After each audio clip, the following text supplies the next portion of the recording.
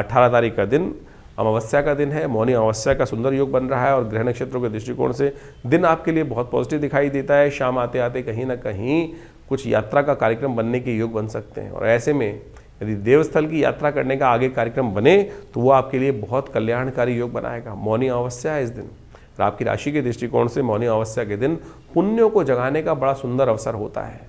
कोई कार्य करो ना करो, थोड़ी दिन मौन का व्रत का पालन अवश्य करें, गंगा से स्नान करें, घर में गंगा जल से भी स्नान कर सकते हैं क्योंकि इस दिन समस्त तीर्थों का स्नान, समस्त पृथ्वी का जल जो है वो गंगा के समान ही पवित्र हो जाता है। और कहा जाता है कि मौनी अमावस्या एक बहुत शुभ तिथि मानी जाती है। इस दिन चीज़ों को समझने का प्रयास करना चाहिए। मौन यानी मौन रखने का व्रत रहना चाहिए और इस दिन कहा जाता है कि समस्त तीर्थों का जल जो होता है गंगा के समान पवित्र हो जाता है।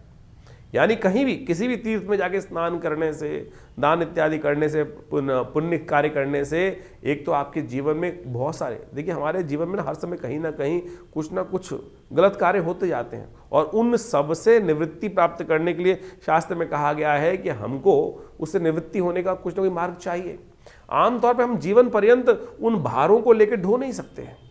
अब किसी से गलत हो गया कोई कार्य, ना चाहते हुए भी कुछ ना कुछ गलत कार्य, पाप युक्त कार्य हो गया, अब क्या उसको दिन भर पूरी जिंदगी लेके पीटे जाए आदमी सिर? हमारे शास्त्र में कहा कि किसी तीर्थ में जाओ, एक डुबकी लगाओ, भगवान के समक्ष अन्न श्रद्धा से कहो कि गलती से हुआ, तो ये प्रायश्चित ही है।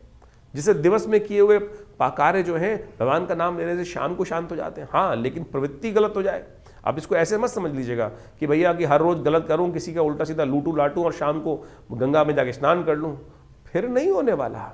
गलती से कोई कभी कभार कोई कार्य हुआ और उसकी निवृत्ति के लिए तो आप ये कार्य कर लें तो बहुत अच्छा होगा। लेकिन मौनी अमावस्या तो अद्भुत योग लेकर आती है। कोशिश ये करें जो अज्ञानता में हुए दुष्कर्म हैं उनसे निवृत्ति के लिए एक डुबकी किसी भी तीर्थ स्थल में जाकर लगाने से समस्त कष्टों को दूर करने वाली है। पितरों के निमित्त इस दिन जो तर्पण इत्यादि कर सकते हैं, वस्त्रों का दान कर सकते हैं, काली उड़द का दान कर सकते हैं, ये अवश्य यथाउचित भाव से करने का प्रयास करें। देखिए भगवान की कृपा से कष्ट दूर होने के अद्भुत योग बनते दिखाई देते हैं। ये अमावस्या बेहद खास है, तो इसलिए कोशिश करें एक प्लेट लेकर घर से भोजन बनाएं और मंदिर में ले आइए। गाय को खिला दीजिए, श्वान को डाल दीजिए 2 टुकड़े लेकर जमीन पर, कहीं कौवे के निमित्त डाल दीजिए, चींटियों को डाल दीजिए। इस प्रकार से शास्त्र में किसी भिक्षुक को दे दीजिए।